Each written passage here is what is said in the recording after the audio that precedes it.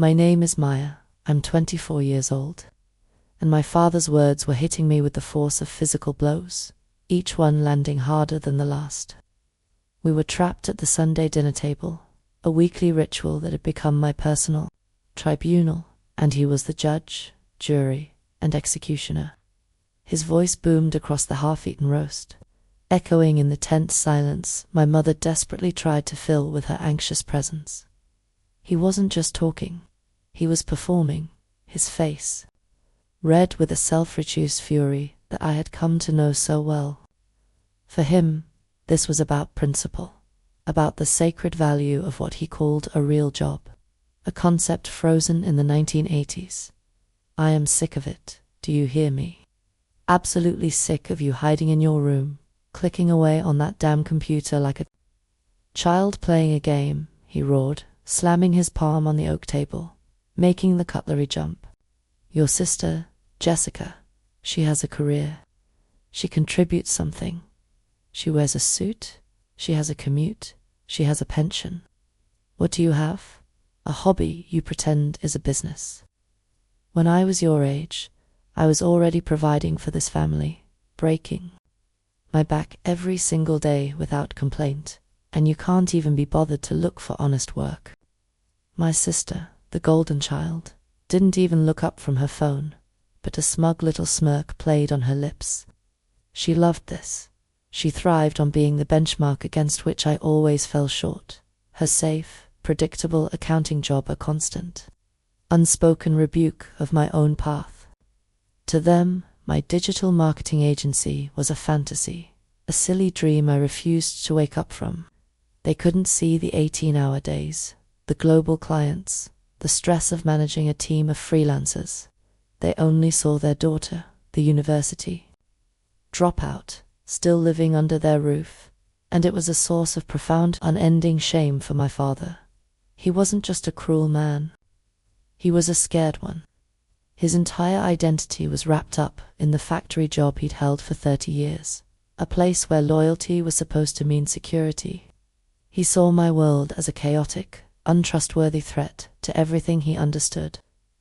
Tonight, however, I had come with a secret, a piece of irrefutable proof that my world was not only real, but more successful than he could possibly imagine. I had planned to tell them gently, to celebrate, but his tirade had burned that bridge. He had pushed me past my breaking point, and my desire for his approval was finally eclipsed by my need to be seen. With a calmness that I didn't feel, I slowly pulled out my phone, my hand trembling slightly with adrenaline. I tapped the screen. Twice, opening my business banking app, the numbers glowing with an almost celestial light in the dim dining room. I didn't say a word. I just slid the phone across the polished wood, stopping it right in front of his plate. He glanced down, annoyed, expecting another pointless distraction. Then his eyes focused on the number displayed on the screen. The fury on his face froze, cracking into a mask of stunned, disbelieving silence. My heart hammered against my ribs as I finally spoke. You told me last week you make £62,000 a year at the factory, and you're proud of that, I said. My voice quiet, but cutting through the tension like a razor. I respect that, Dad. I truly do. But that number you're looking at right now, that's what my hobby paid me last month alone. So please, tell me again how I'm the one who needs to go out and find a real job. My dad stared at the phone screen, and the silence in the room stretched for what felt like an eternity. For a single, hopeful second, I thought I saw a flicker of pride in his eyes, a tiny crack in the wall of his disapproval. But it was gone in an instant, replaced by a dark cloud of suspicion. He looked up from the phone, not at me, but at my mum, his face pale with a new kind of anger. He didn't see a daughter who had worked hard. He saw a liar. He saw a cheat. This wasn't the victory I had imagined. It was just the start of a different war, one I was completely unprepared for. Where did you get that money, Maya? He asked, his voice dangerously quiet now, which was always so much worse than the shouting. Don't you dare lie to me. Nobody makes that kind of money honestly at your age. Not without a proper education, not from sitting in a bedroom. What have you gotten yourself into? Is it drugs? Are you involved in something illegal? You bring this shame into my house, and you dare to call it success. I'd rather you were broke and honest than rich and a criminal. You've broken your mother's heart. His words transported me back to years, to this very same dining room. I was telling him I was leaving university, my stomach in knots, but my heart full of a dream about building something of my own. He had looked at me with the same deep, profound disappointment, convinced I was throwing my life away. He saw my ambition not as courage, but as a foolish rebellion against the safe path he had always championed. My sister Jessica had called me a deluded dropout, and my dad had just shaken his head, telling me to come to my senses before I ruined my future completely. The only person who didn't look at me like I was crazy was my best friend, Liam. He wasn't a business expert. He was just a mate who saw how passionate I was. While my family left job ads for factory positions on my bed, Liam would sit with me for hours in my tiny room, helping me brainstorm names for my agency and telling me to ignore the noise. He was there through the first year of grinding failure, when I made less than £1,000 in 12 months, when my dad's "I told you so's" were a daily torture. He was the one who kept me from quitting when I was at my lowest point. That struggle, that relentless hard work, was what made the number on my phone possible. It was the result of a huge American client finally signing a year-long contract after months of me working nearly for free to prove myself. It was my vindication. But looking at my father's face now, twisted with suspicion and disgust, I realized the truth. The number didn't matter. The money was never the real issue. His problem wasn't that I was failing. His new problem was that I was succeeding in a world he didn't understand, and therefore couldn't trust. He pushed the phone away as if it were contaminated. He stood up, his chair scraping loudly against the floor, and delivered a blow that felt final. I want you to pack a bag. I won't have this. This dirty money under my roof. You can come back when you've found a decent, respectable job, and you're ready to tell us the truth about where that cash really came from. And with that, he walked away, leaving me with my heart shattered on the floor, my greatest triumph somehow twisted into my deepest shame. The knowledge of my uncle's betrayal settled in my stomach like a cold, heavy stone. It wasn't just a misunderstanding anymore. It was a targeted attack.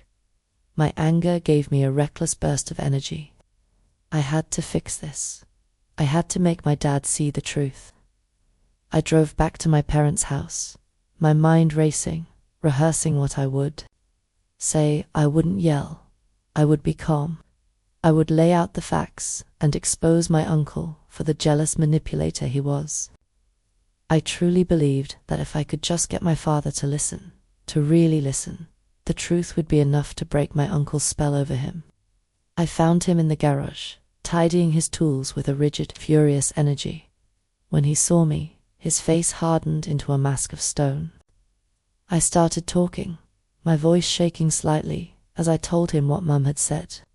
How Uncle Robert had planted the story about money laundering. I begged him to see that his own brother was using his fears against him, twisting my success into something ugly because he couldn't stand it.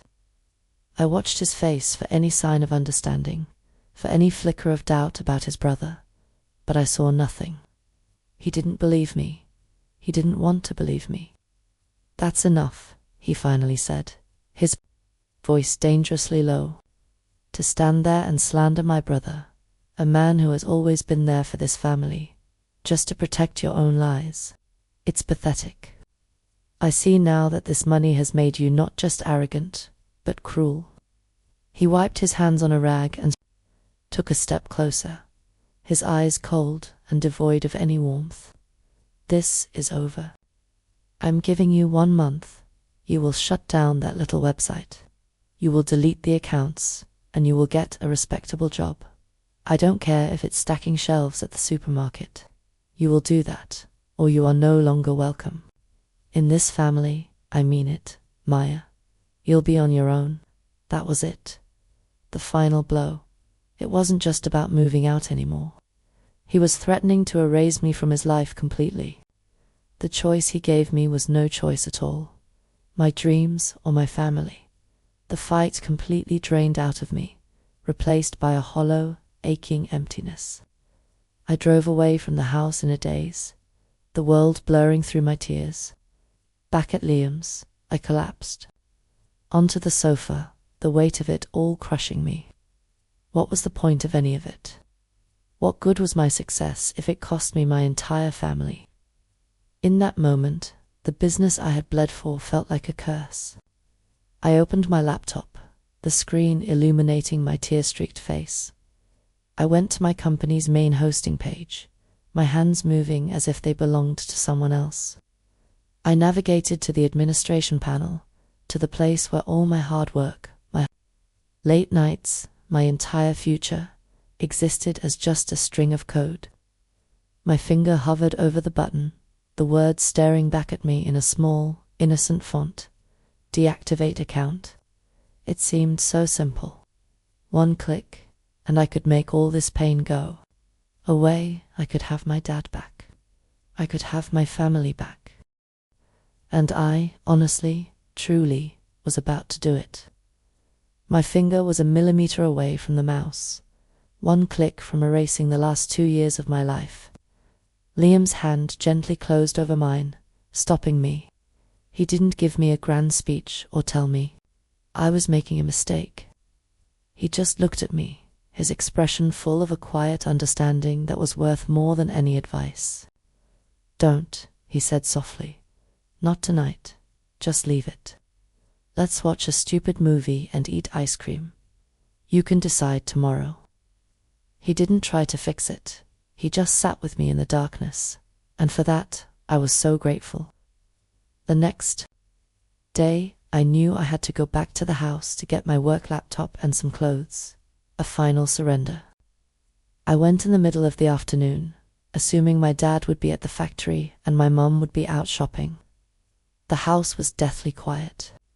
I crept upstairs to my room, feeling like a thief, and quickly gathered my things. As I was about to leave, I heard hushed voices coming from my parents' bedroom.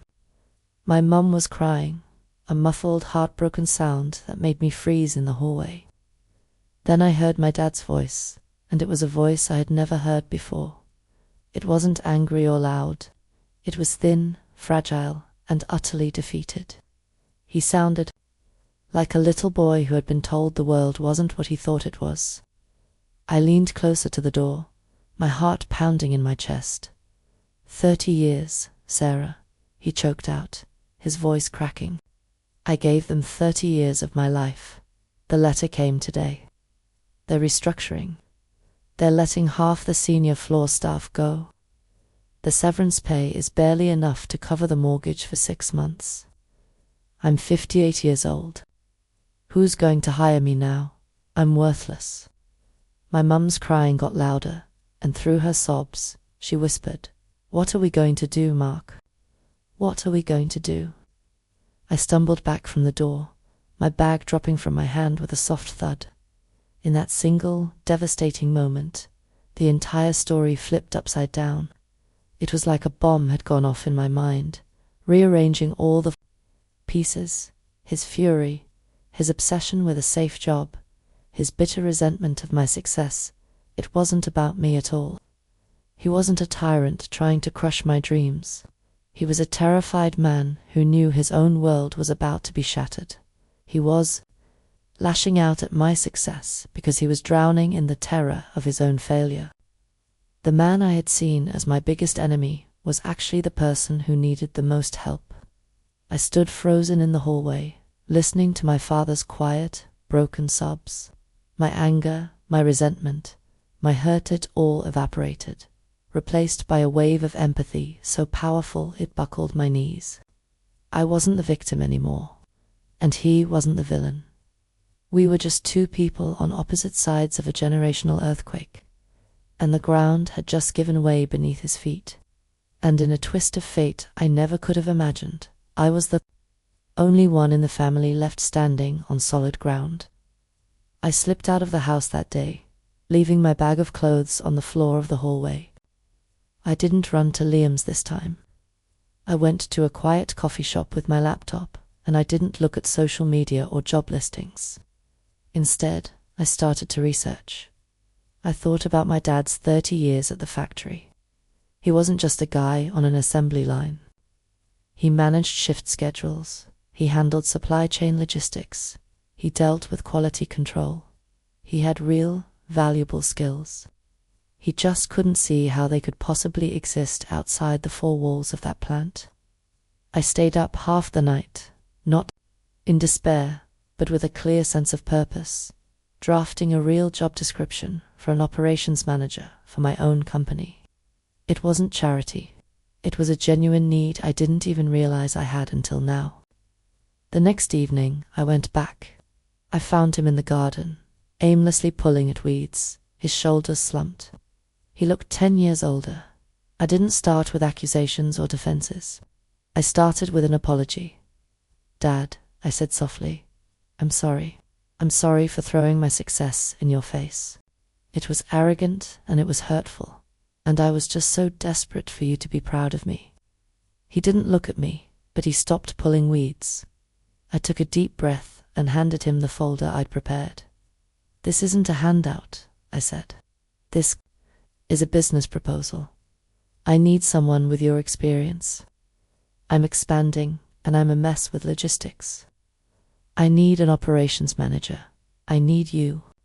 He opened the folder, his calloused fingers tracing the words on the page.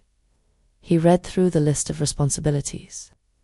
The proposed salary, which was more than the factory paid him, and for the first time, a flicker of something other than fear crossed his face. It was a fragile, hesitant flicker of hope. He didn't say yes, but he didn't say no. He just nodded slowly, still reading. That was enough for now. But there was one more piece of poison that needed to be drawn out. I told my mum I needed to talk to the whole family, and that it was important my Uncle Robert was there too. We all sat in the living room that Sunday. The tension was so thick you could taste it. My sister Jessica looked annoyed, and my Uncle Robert had a smug, self-satisfied look on his face, clearly expecting me to announce my surrender. My dad was just quiet, holding the folder in his lap. I let the silence hang for a moment, then I turned my full attention to my uncle. I didn't raise my voice. I just looked directly into his eyes, my own gaze steady and clear.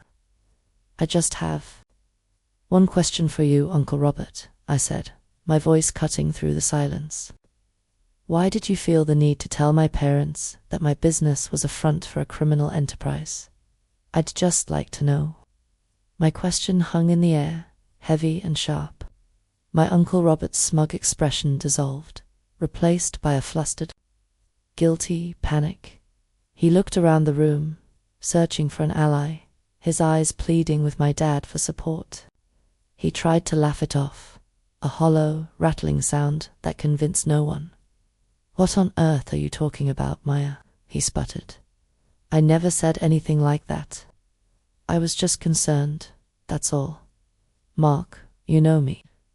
I was just looking out for you, telling you to be careful. She's twisting my words because she's in trouble and trying to blame someone else." But his defense was weak, and for the first time, my dad wasn't buying it. He was looking at his brother with a new, dawning suspicion. Before Robert could dig himself a deeper hole, my mum spoke up, her voice quiet but firm. "That's not true, Robert," she said, looking directly at him. "You came to this house, and you specifically used the words money laundering. You told us you heard it from a reliable source. You weren't just concerned. You were trying to scare us." My sister Jessica visibly flinched, the full weight of her part in spreading these lies finally hitting her. She looked at me, her eyes wide with a horrified shame. That was all it took. The final piece clicked into place for my dad. He wasn't just hearing my accusation anymore. He was hearing his wife's confirmation. He slowly looked down at the folder in his lap. My job offer. My lifeline, and then up at his brother, the man who had been feeding him poison while he was already suffering in silence. He finally saw the whole ugly picture: his brother's petty jealousy, his own fearful pride, and the daughter who had tried to save him while he was pushing her away. The betrayal washed over his face, followed by a cold, quiet rage. He stood up, but he didn't yell. He was terrifyingly calm. "I got my layoff notice yesterday, Robert," he said, his voice raw with pain. 30 years, and it's over. I've been sick with worry, terrified of what comes next. And all this time, while I was drowning, you weren't throwing me a rope. You were holding my head underwater." He took a step forward, and my uncle shrank back. "My daughter, the one you taught me to be ashamed of, she offered me a future. She offered me respect. You offered me gossip and fear. You preyed on my worst nightmare for your own bitter enjoyment." He pointed a trembling finger toward the front door. The role reversal was absolute. The power in the room had shifted completely. My dad was no longer the broken victim. He was the patriarch, defending his family. "You are no longer welcome in this house," he said, his voice cracking with the agony of a 30-year bond breaking. "You are no longer my brother. Get out." My uncle stared, speechless, his face pale. He looked at me one last time with pure hatred before turning and walking out of our lives forever, the quiet click of the door sealing his fate. After my uncle left, the silence he left behind wasn't empty. For the first time in years, it felt peaceful, like the calm after a long and terrible storm. In the end, the fight wasn't about my business versus his job. It was about fear versus hope. My dad was terrified of a changing world he couldn't control. A world where 30 years of loyalty to one company could be erased by a single letter. He tried to force me into his world because he thought it was safe, without realizing it was already sinking. The real lesson wasn't about money or success. It was about learning that you can't judge someone's path just because it's different. From your own true strength isn't about clinging to the past. It's about being brave enough to embrace the future. It's been 6 months since that day, and the change is incredible. My dad accepted the job as my operations manager. The first few weeks were awkward, full of him trying not to be the dad, and me trying not to be the daughter. But soon he started to shine. He streamlined my entire shipping process and set up a quality control system that has saved me thousands. He's not just my dad anymore. He's my most trusted colleague. We talk about quarterly goals and expansion plans over Sunday dinner now, and the pride in his eyes when he looks at me is real. Because now, it's something we're building together. My sister Jessica apologized a few weeks after the showdown, her face full of genuine remorse. She admitted she was so caught up in her own sensible life that she couldn't see the value in mine.